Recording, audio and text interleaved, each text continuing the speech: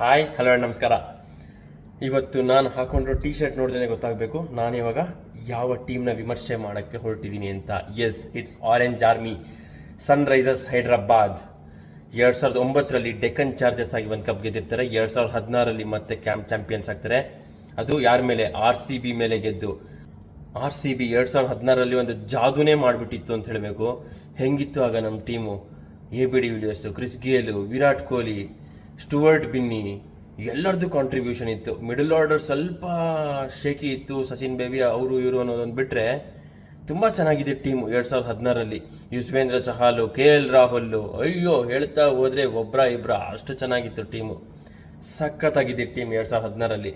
ಆ ಟೀಮ್ನ ಸೋಲಿಸ್ತು David Warner ಪಡೆ. ಅವಾಗ SRHಗೆ ಕ್ಯಾಪ್ಟನ್ ಆಗಿದ್ದು ಡೇವಿಡ್ ವಾರ್ನರು. ಭುವನೇಶ್ವರ್ ಕುಮಾರ್ ಕೂಡ ಅವಾಗ SRHಲ್ಲೇ ಇದ್ದಿದ್ದು. ಅವರೇ ಒಂದು ಬ್ರೇಕ್ ಥ್ರೂ ತಂದು ಕೊಟ್ಬಿಟ್ಟು ಗೆಲ್ಲಿಸ್ಬಿಡ್ತಾರೆ SRHನ 2016ರಲ್ಲಿ.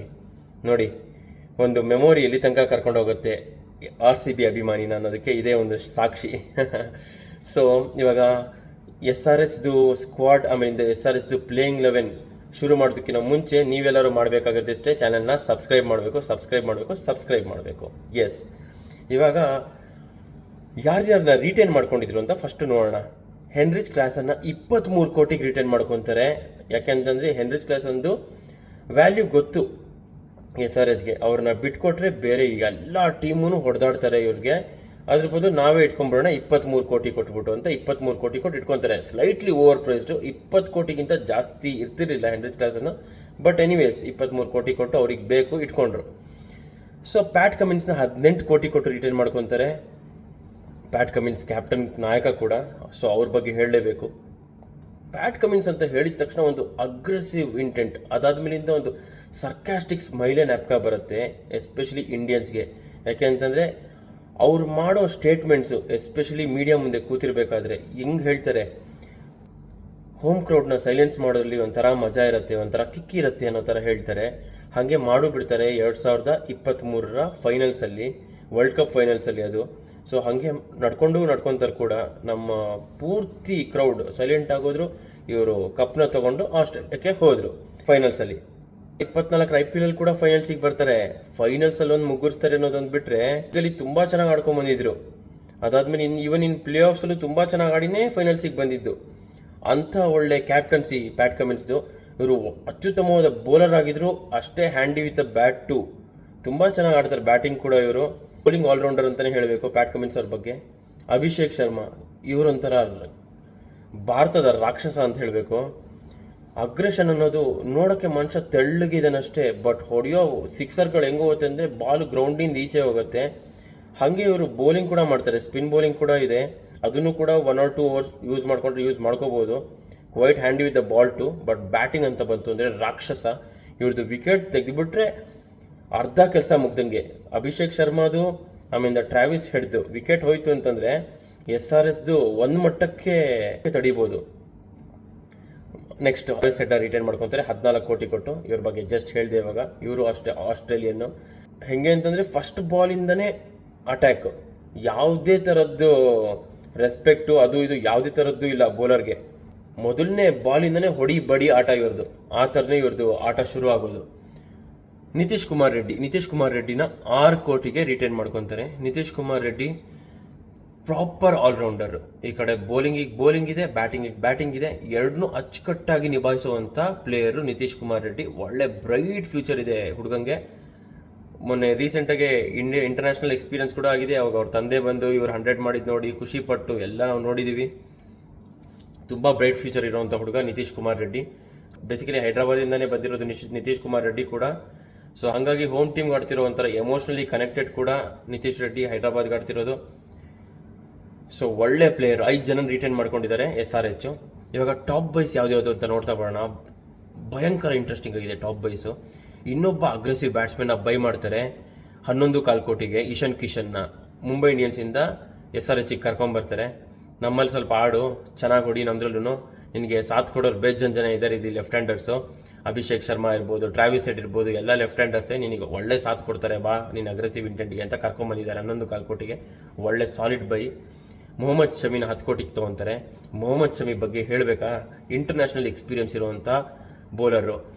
ಎಷ್ಟು ಸತಿ ಪ್ರಳಯಾಂತಕ ಬ್ಯಾಟ್ಸ್ಮನ್ಗಳನ್ನ ಫಾಕ್ಸ್ ಮಾಡಿ ವಿಕೆಟ್ ತೆಗ್ದಿಲ್ಲ, ಅಷ್ಟು ಒಳ್ಳೆ ಬೌಲರು.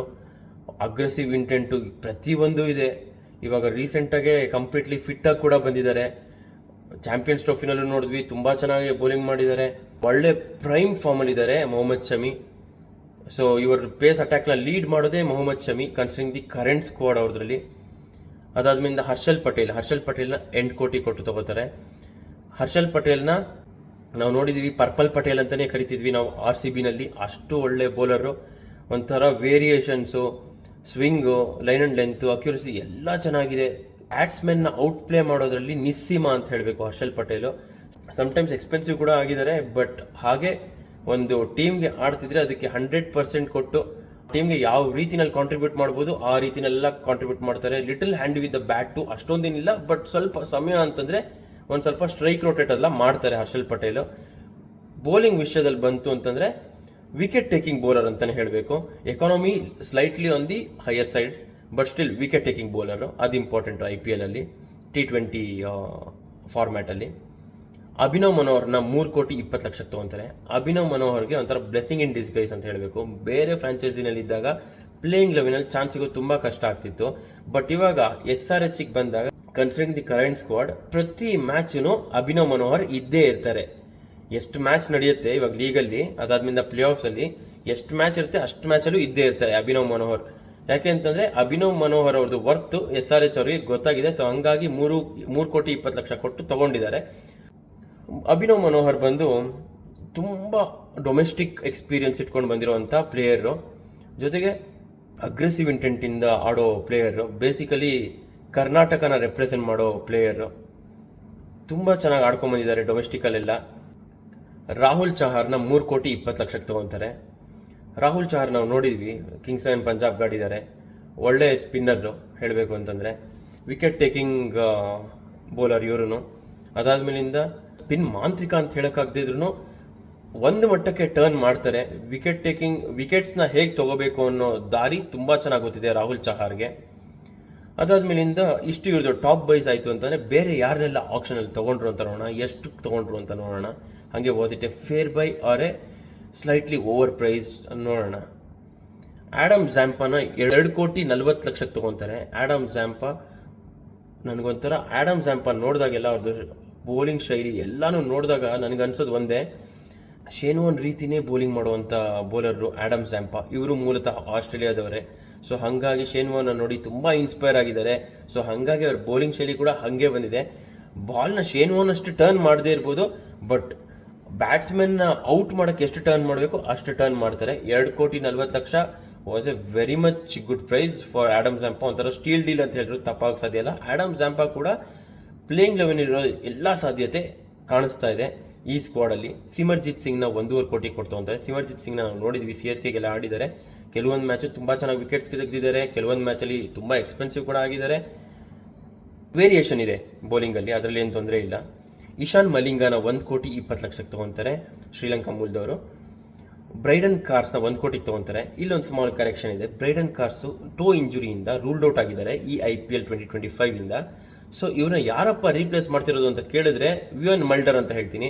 ವಿಯನ್ ಮಲ್ಡರ್ ಮೂಲತಃ ಬಂದ್ಬಿಟ್ಟು ಸೌತ್ ಆಫ್ರಿಕಾದವರು, ಆಲ್ರೌಂಡರು, ಬ್ಯಾಟಿಂಗು ಇದೆ, ಬೌಲಿಂಗು ಇದೆ. ರೀಸೆಂಟಾಗಿ ಚಾಂಪಿಯನ್ಸ್ ಟ್ರೋಫಿನಲ್ಲೂ ಆಡಿದವರು, ಇಂಟರ್ನ್ಯಾಷನಲ್ ಎಕ್ಸ್ಪೀರಿಯನ್ಸು, ಅದಾದ್ಮೇಲಿಂದ ಎಲ್ಲ ಡೊಮೆಸ್ಟಿಕ್ ಲೀಗ್ ಆಡ್ಕೊಂಬಂದಿರುವಂಥ ಎಕ್ಸ್ಪೀರಿಯನ್ಸ್ ವ್ಯಕ್ತಿ ವಿಯನ್ ಮಲ್ಡರು. ಬಟ್ ಹ್ಯಾವಿಂಗ್ ಸೆಡ್ ದಟ್, ಈ 4 ಜನರಲ್ಲಿ ಒಬ್ಬರಾಗೋದು ಸ್ವಲ್ಪ ಕಷ್ಟ ಫಾರಿನರ್ಸ್ ಇದರಲ್ಲಿ.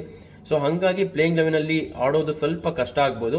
ಬಟ್ ವೆನ್ಯೂ ಅದಾದ್ಮೇಲಿಂದ ಪಿಚ್ ಕಂಡೀಷನ್ಸ್ ಎಲ್ಲ ಇವ್ರಿಗೆ ಫೇವರ್ ಆಗಿ ಬಂತು ಅಂತಂದರೆ ಆಡಿಸೋ ಸಾಧ್ಯತೆಗಳು ಕೂಡ ಸ್ವಲ್ಪ ಇದೆ ಅಂತ ಹೇಳ್ಬೋದು. ಜೈದೇವ್ ಉನಾದ್ಕಟ್ನ 1 ಕೋಟಿಗೆ ತೊಗೊತಾರೆ.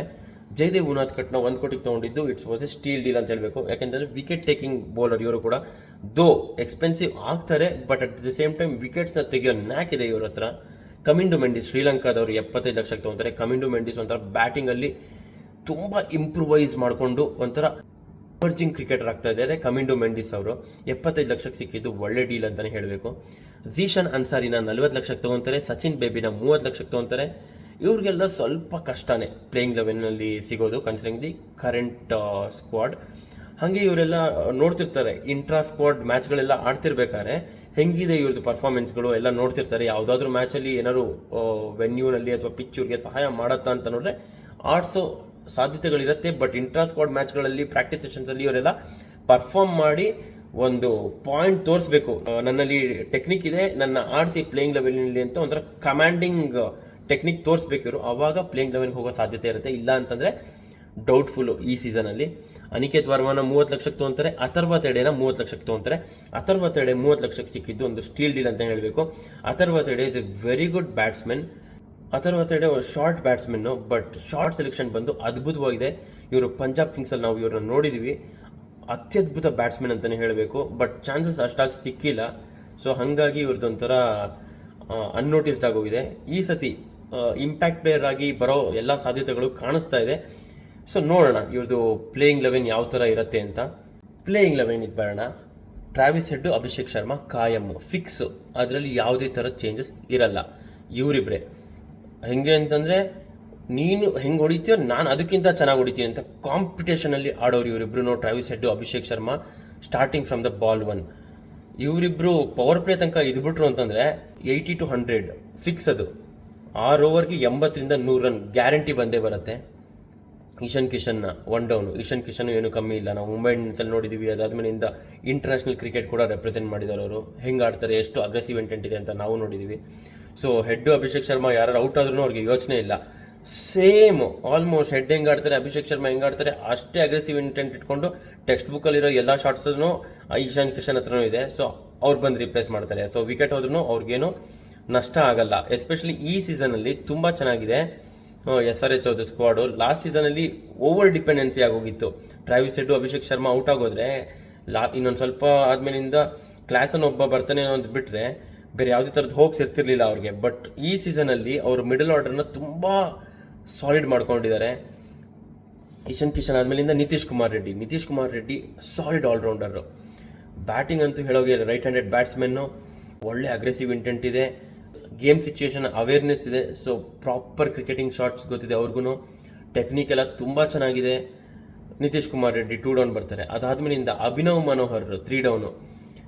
ನಾನು ಹೇಳ್ದಂಗೆ ಮಿಡಲ್ ಆರ್ಡರ್ ಮಾತ್ರ SRH ಈ ವರ್ಷ ಸಖತ್ತಾಗಿದೆ. ಪ್ಲೇ ಆಫ್ಸಿಗೆ ಬರೋ ಪ್ರಾಪರ್ ಟೀಮ್ ಇದೆ SRHಗೆ.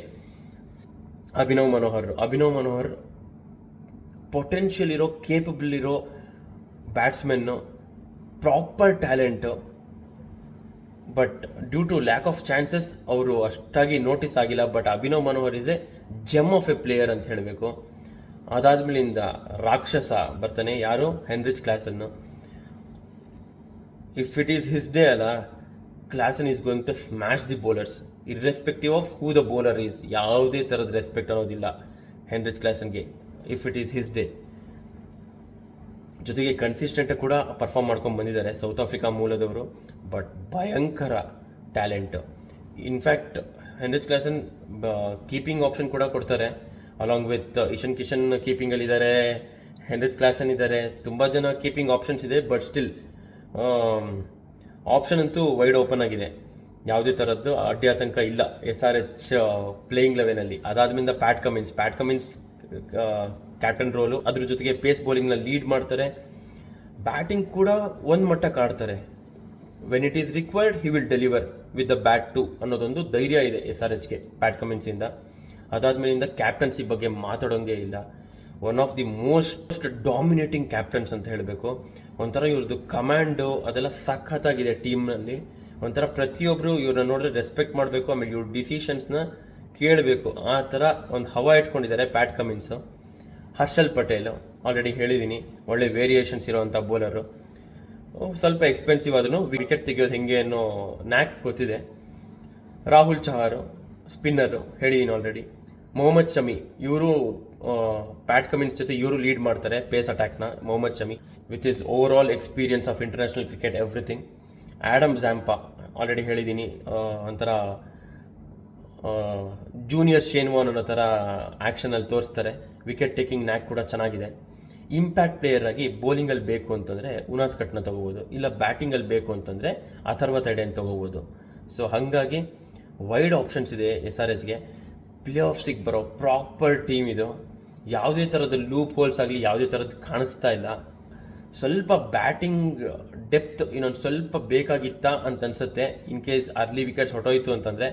ಬಟ್ ಸ್ಟಿಲ್ ಅಭಿನವ್ ಮನೋಹರ್ ಮೇಲೆ ಅಥವಾ ನಿತೀಶ್ ಕುಮಾರ್ ರೆಡ್ಡಿ ಮೇಲೆ ಬ್ಯಾಂಕ್ ಆಗ್ಬೋದು. ಮಿಡಲ್ ಆರ್ಡರಲ್ಲಿ ಎಮರ್ಜಿಂಗ್ ಟ್ಯಾಲೆಂಟ್ಸು ಎಲ್ಲನೂ, ಸೊ ಬ್ಯಾಂಕ್ ಆಗ್ಬೋದು. ಪ್ಲೇ ಆಫ್ಸಿಗೆ ಬರೋ ಎಲ್ಲ ಸಾಧ್ಯತೆಯೂ ಇದೆ. SRH ಒಳ್ಳೆ ಟೀಮ್ ಇದೆ ಈ ವರ್ಷ. ಕಾದು ನೋಡೋಣ ಹೇಗೆ ಹೊಡಿತಾರೆ ಅಂತ. ಎಸ್, ಇವಾಗ ನೀವೆಲ್ಲರೂ ಮಾಡಬೇಕಾಗಿರೋದಿಷ್ಟೇ, ಚಾನಲ್ನ ಚೆನ್ನಾಗೆ ಸಬ್ಸ್ಕ್ರೈಬ್ ಮಾಡಬೇಕು, ಲೈಕ್ ಮಾಡಿ, ಶೇರ್ ಮಾಡಿ ಅಂತ ಹೇಳ್ತಾ, ಮುಂದಿನ 2 ವಿಡಿಯೋ ಬಾಕಿ ಇದೆ. 2 ವಿಡಿಯೋ ಕೂಡ ನಾಳೆ ಅಪ್ಲೋಡ್ ಆಗುತ್ತೆ. ಅಲ್ಲಿ ತನಕ ನೀವು ಮಾಡಬೇಕಾಗಿರೋದಿಷ್ಟೇ, ಲೈಕ್ ಮಾಡಿ, ಶೇರ್ ಮಾಡಿ, ಸಬ್ಸ್ಕ್ರೈಬ್ ಮಾಡಿ ಅಂತ ಹೇಳ್ತಾ, thanks for watching, thanks for the support. ನಮಸ್ಕಾರ. ನೆಕ್ಸ್ಟ್ ವಿಡಿಯೋದಲ್ಲಿ ಸಿಗೋಣ.